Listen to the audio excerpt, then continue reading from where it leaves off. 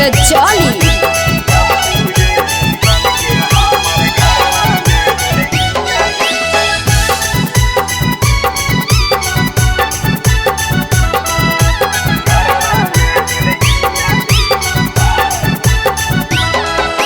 कोयला बेची के तोरा सजनिया ले बना के नथुनिया गे। कोयला बेची के तोरा सजनिया ले बना के नथुनिया गे। जब तू जैनही बन के हमर घरवा में दुल्हनिया गे। जब तू जैनही बन के हमर घरवा में दुल्हनिया गे। कोयला बेची के तोरा सजनिया ले बना के नथुनिया गे। कोयला बेची के तोरा सजनिया ले बना के नथुनिया गे। जब तू जैनही बन के हमर घरवा में दुल्हनिया गे।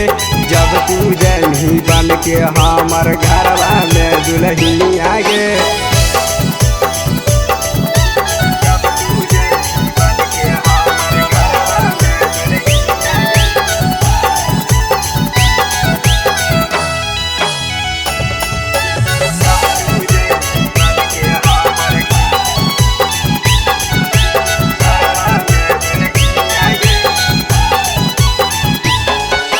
पटना में जाके धानी नैना मिलाइबो। होटल में जाके धानी खाना खिलाइबो। तोरा के धानी हम गोलघर घुमाइबो। चले न धानी हम शॉपिंग कराइबो।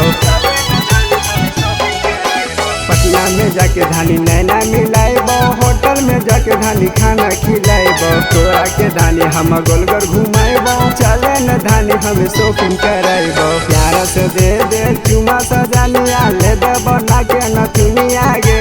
प्यार से दे दे चुमा सजनिया ले दे बना के नथुनिया गे। जब तू जैनही बन के हमर घरवा में दुल्हनिया गे।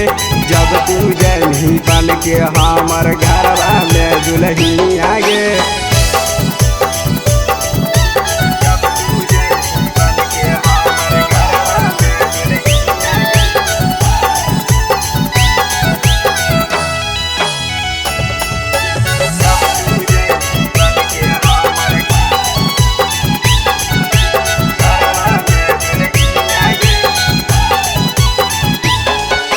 नौलत बिहारी से ऐसे न रुस गे। तोरा पी लगो धानी आम के जूस गे। टाइगर एगलेस बा के साथे ले जाइबो। तोरा जो धानी हम फोटो खिंचाइबो। नौलत बिहारी से ऐसे न रुस गे। तोरा पी लगो धानी आम के जूस गे। टाइगर एगलेस बा के साथे ले जाइबो। तोरा जो धानी हम फोटो खिंचाइबो। यार पिला देगे धानिया हमारा एक गोटा पनिया गे।